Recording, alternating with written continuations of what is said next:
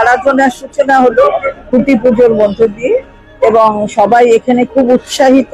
এটা খুব সুন্দর একটা থিমও করেছে, সেই থিমটা মানুষের কাছে পৌঁছে দেবার জন্য খুব ভালো সবাই মিলে করছে। মেয়েরা এখানে যুক্ত আছে, খুব ভালো। পুজো মানে তোমার আজকে হয়ে গেল তার খুঁটি পুজো, কি বলবে আজকে পুরো দিনের অনুষ্ঠান সূচি নিয়ে? পুজো মানে আমার নয়, পুজো মানে বাঙালি। তাই বাঙালির আবেগ, বাঙালির কৃষ্টি সৃষ্টি দুর্গা উৎসব, এটা যখনই মায়ের যে আগমন বার্তা যখন শুরু আমরা শুনতে পাই না, আমরা আর ঘরে বসে থাকতে পারি না, কারণ এটা আমাদের একটা নেশা, এটা আমাদের কাছে একটা আবেগ। তাই আমরা গত বছর রথযাত্রার দিনকে আমরা খুঁটি পুজো করেছিলাম, এবছর আমরা রথযাত্রার পরে করেছি, যেহেতু আমাদের দীঘায় যে জগন্নাথ দেবের মন্দির উদ্বোধন হয়েছে এই বছর, ওখানে আমাদের সিএম ছিলেন, দিদি ছিলেন, চন্দ্রিমা ভট্টাচার্য ছিলেন, তাই এবার আমরা তারপরে রোববারটা আমরা করেছি। তো আমাদের এবারের যে ভাবনা বা আমরা যেটা করতে চাইছি সাধারণ মানুষের জন্য, সেটা কিছুটা হিস্ট্রির উপরে ডিপেন্ড করছে আমরা, কারণ হিস্ট্রিক্যাল একটা পিকচার তুলে ধরতে চাইছি।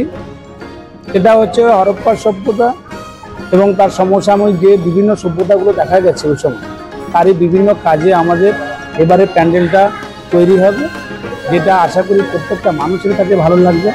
আর আমাদের যে পুজো কমিটি, এই পুজো কমিটিটা শুধু পুজোতে ইনভলভ নয়, এই পুজো কমিটি নিজস্ব আমরা যারা রয়েছে আমাদের কিন্তু সামাজিক দায়িত্ব হিসাবে আমরা এই সমাজের প্রত্যেকটা মানুষের কথা ভেবে ছোট থেকে সিনিয়র অবধি সবার কথা মাথায় রেখে দেখুন আজকের এই কর্মসূচিতে আমরা দেখেছি প্রথমে যেমন খুঁটি পুজো, তার সঙ্গে রেখেছি আমরা রক্তদান উৎসব, তার সঙ্গে আমরা দেখেছি বাচ্চাদের জন্য বসে আঁকো প্রতিযোগিতা, তার সঙ্গে আমরা দেখেছি সেই বাচ্চাদের মায়েদের জন্য আলপনার প্রতিযোগিতা, তার সঙ্গে দেখেছি আমার এই অঞ্চলের বয়োজ্যেষ্ঠ মানুষ যারা, তারা যেন একটু স্বাস্থ্যের প্রতি লক্ষ্য রেখে যেন আমরা তাদের জন্য একটু ব্যবস্থা করতে পারি, তাই আমরা স্বাস্থ্য শিবির করেছি, আমরা চক্ষু পরীক্ষা শিবির করেছি, দন্ত পরীক্ষা শিবির করেছি, এবং কি লাল প্যাকের সঙ্গে আমরা যোগাযোগ করে খুব অল্প পয়সার মধ্যে বিভিন্ন টেস্টগুলো যেগুলো মানুষ এখন প্রচুর দাম দিয়ে করতে হয়, সেই টেস্টগুলো আমরা প্রায় 50% অফ, তার সঙ্গে আবার পুজো কমিটির তরফ থেকে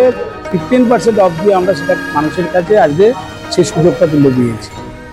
বলবো আগের বারে যখন পুজো হয়েছিল মানুষকে অবতারের থিম দেখিয়েছিল, মানে সায়েন্স ফিকশনে নিয়ে গেছিল, আর এবারে সম্পূর্ণ ইতিহাসে ফিরে যাচ্ছে, দেখতে হবে ইতিহাসের স্টোরি। তো এই সায়েন্স ফিকশন থেকে মানে ভবিষ্যৎ থেকে আবার ইতিহাসে চলে এলো, এরকম চিন্তা ভাবনা কেন? অ্যাকচুয়ালি চিন্তা ভাবনা এরকম না, তুমি একটুখানি ব্যাকে যাও, দেখবে প্রথমে ধর্ম নিয়ে আমরা মন্দিরে উঠলাম, তারপরে একটু সায়েন্স ফিকশনে গেলাম, এবার মনে হলো এবার একটু হিস্ট্রিটাকে আমরা ঘুরিয়ে নিয়ে আসি। দরকার, হিস্ট্রি কিন্তু আমাদের আসল ঐতিহ্য, হিস্ট্রি কিন্তু আমাদের ব্যাকগ্রাউন্ড, তাই সেই হিস্ট্রিটা তুলে ধরাও আমাদের কিন্তু কাজ। আগের বারে তো এতটাই হাইপ ছিল যে মানুষের অনেকটাই আশা হয়ে গেছে যে এবারে আরো তারা বেটার কিছু পাবে, তো কি মনে হয় এবার মানুষের যারা আসবে তাদের কি সেই আশাটা?